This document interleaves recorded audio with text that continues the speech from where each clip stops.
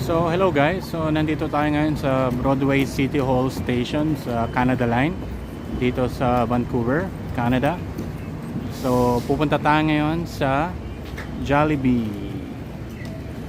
Ayun si Jollibee. That's the second Jollibee dito sa British Columbia. So kaka-open lang nila kahapon, which is October 20th. So ngayon punta tayo at kakain tayo doon at tingnan natin kung ano itsura ng loob, okay?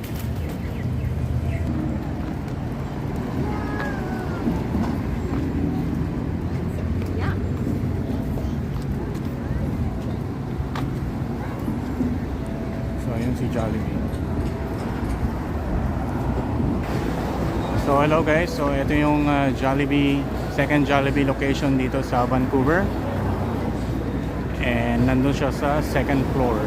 Okay, so punta tayo ngayon doon at tingnan natin kung anong itsura ng loob ng Jollibee. Okay?